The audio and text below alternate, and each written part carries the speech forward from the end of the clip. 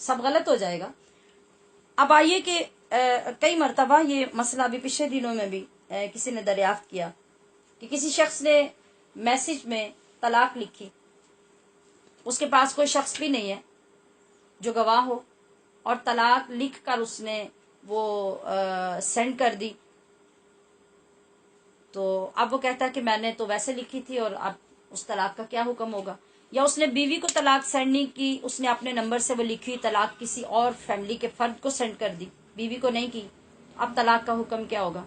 अब वो ये साबित करना चाहते हैं कि चूंकि वो मैसेज था, वो बोला नहीं, उसने कुछ कहा नहीं, बीवी तक पहुंचाया नहीं, लिहाजा तलाक नहीं होगी। तो शरीयत अब यहाँ क्या कहती है। अब ये हमें, अगर हमने मोबाइल यूज करना है तो हमें पता होना चाहिए ना, कि ऐसा ना हो कि हम बर्बाद हो जाएं, खानदान ही बर्बाद हो जाए। तो वो हो गया, आपने जब तलाक लिखी, तलाक लिख कर आपने बीवी को भेजी या किसी और को भेजी, तो जब आपने तलाक लिख दी तो तलाक तो हो गई।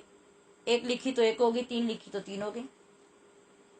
अब यहाँ बहुत सी खवातीन ये कहती हैं, चाहे बाय डॉक तलाक आए या मैसेज के जरिए से आए, तो वो कहते हैं जी हमने तो डिलीट कर दी। तो आप 1000 बार डिलीट कर दें, देने वाले ने जब दे दी, लिखने वाले ने जब लिख दी, तो आपको तो ये इख्तियार ही नहीं है, आप डिलीट करें या ना करें, तलाक तो हो चुकी है। आपने रिसीव नहीं की तब भी, आपने डिलीट कर दी तब भी, कुछ भी किया, जब उसने लिखने वाले ने लिख दी तो तलाक हो गई। लेकिन मोबाइल की वजह से कितने लोग हैं जो इसको मानने के लिए तैयार ही नहीं होंगे।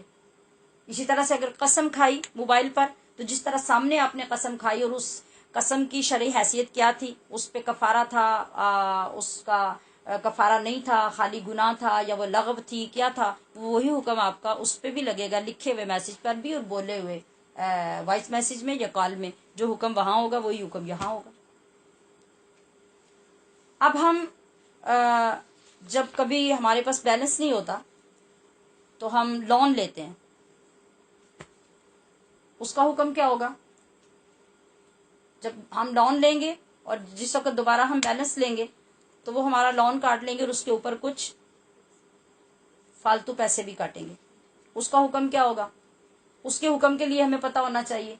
अब ये भी काफी अरसा पहले बहस चलती रही, कुछ लोगों ने कहा वो सूद है, कुछ ने कहा ये सूद नहीं है।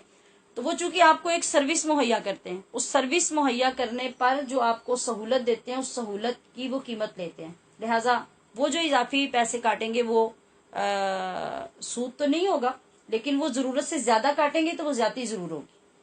अगर वो चाहें तो आवाम को सहूलत दे सकते हैं, और अगर पूरी नहीं दे सकते तो वो मजीद चंद पैसे भी अगर हर एक से काटें तो उनके तो लाखों करोड़ों में बन जाते हैं। उसमें कमी के लिए एहतजाज करना या उसको खत्म करवाने के लिए करना ये एक अलग बात है, लेकिन वो सूद नहीं होगा। हाँ, अब दूसरी तरफ आजकल जो इजी पैसा अकाउंट होते हैं या मोबी कैश और मुख्तलिफ ये अकाउंट बैंक के अकाउंट के साथ अटैच करके बनाए जाते हैं, इसमें आपको वो इसके बदले में फ्री मिनट्स देते हैं, फ्री मैसेजेस देते हैं। आपने वो जो रकम होती है वो रखी होती है उसमें, और जिस वक्त भी आप वो रकम वापस लेना चाहते हैं वो पूरी की पूरी रकम आप वापस ले लेते हैं। लेकिन उसके बदले में वो आपको कभी 50 कभी 100 मिनट और इतने मैसेजेस वो दे रहे होते हैं। ये आप इसके बदले में इनको जब इस्तेमाल कर रहे हैं तो ये सूद है। बहुत से लोग इसको यूज कर रहे हैं, मोबाइल पे अकाउंट बने हुए हैं और कैश है, इजी पैसा है, ये सब चीजें हैं, और इसके बदले में वो जो फ्री मिनट्स और ये इस्तेमाल कर रहे हैं। इसमें ज्यादा उलमा का ये मौक़िफ़ है कि ये सूद है। कुछ उलमा ये कहते हैं कि सूद नहीं है। इस कुलिये को भी याद रखिए कि नबी करीम सल्लल्लाहु तआला अलैहि वसल्लम ने इरशाद फरमाया कि अल हलालु बय्यिनुन वल हरामु बय्यिन। हराम अल्लाह ने खुला बयान कर दिया, हलाल अल्लाह ने खुला बयान कर दिया। व बैनहुमा मुश्तबिहात, और हलाल और हराम के दरमियान मुश्तबा दर्जा होता है, वो चीजें मुश्तबा होती हैं, यानी उसके अंदर एक शक पैदा हो जाता है, इश्तिबा पैदा हो जाता है कि ये हराम है या हलाल है। ला यअलमुहुन्ना कसीरुम मिनन नास, कि जिन्हें बहुत से लोग नहीं जानते।